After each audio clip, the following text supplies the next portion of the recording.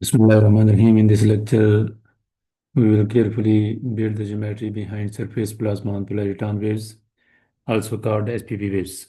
I want to clearly say that this lecture is not about difficult equations. This lecture is about directions, coordinates, and understanding what goes where. If you understand this lecture properly, the mathematics in later lectures will become much easier.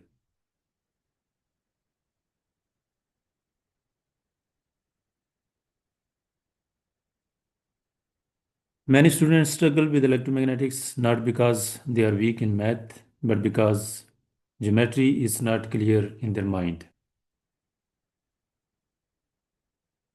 When you don't know which direction a wave is moving, equations start to look confusing and frightening.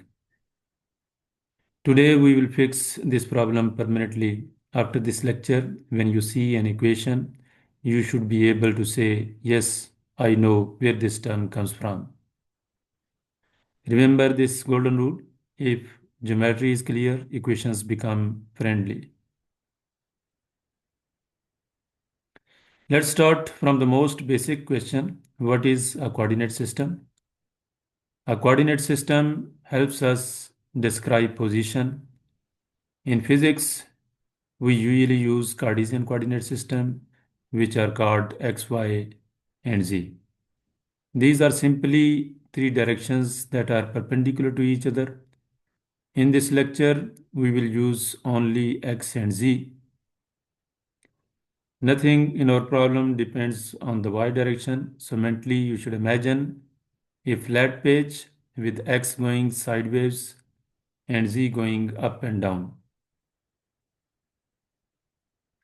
Now you might ask, sir, why are we ignoring y?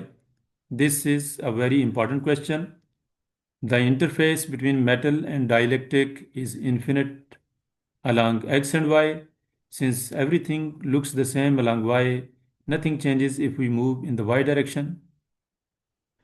So we choose one direction for propagation, and by convention we choose the x direction. Please remember, choosing x is not physics, it is convenience. If we wanted, we could choose y instead and physics would not change. Now let's define the most important object in SPP waves, the interface. Two different materials touch each other. One is dielectric and the other is a metal. The surface where they touch is called an interface.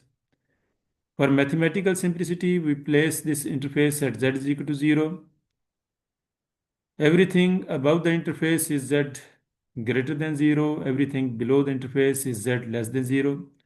This simple choice makes later equations clean and understandable.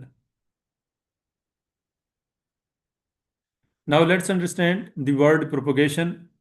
A wave propagates if it moves with time. Movement always happens along the interface. That means the wave travels sideways along the x direction. The wave does not move upward into the dielectric. The wave does not move downward into the metal. It stays attached to the interface. Now we introduce another very important concept: decay. Decay simply means becoming weaker. As we move away from the interface, the wave becomes smaller and smaller. This happens both above the interface and below the interface. Very important point: decay is not loss of energy. Decay means the wave is confined to the interface. This confinement is what makes SPP waves so useful in sensing.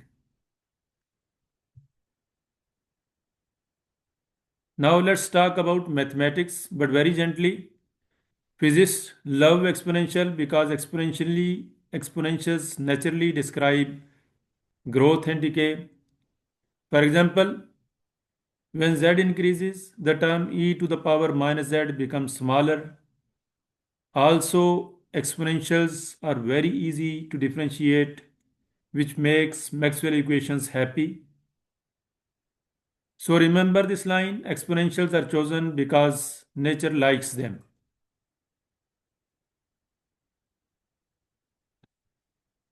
Waves do not just decay, they also oscillate. Oscillation means repeating behavior up, down, up, down.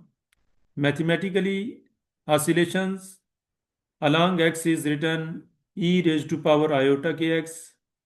The symbol k controls how fast the wave oscillates. A larger k means a shorter wavelength. Now we combine everything we have learned. We want oscillation along x, decay along z. So we simply multiply the two exponential. This gives us e raised to power iota kxx multiplied by e raised to power minus alpha z. This is not a guess. This is the simplest possible expression that matches the physics of the problem. Let's clearly explain the symbol.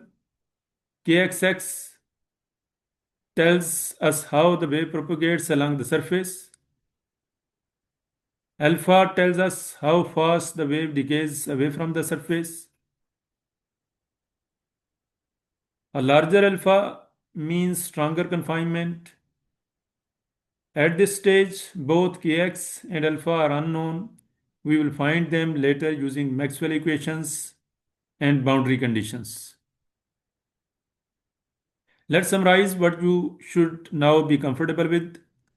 You should understand coordinate systems, why the interface is at z is equal to 0, why propagation is along x, why decay happens along z, why exponential appear naturally. In the next lecture, we will answer a very important question: which feed component are allowed and why only TM polarization survives.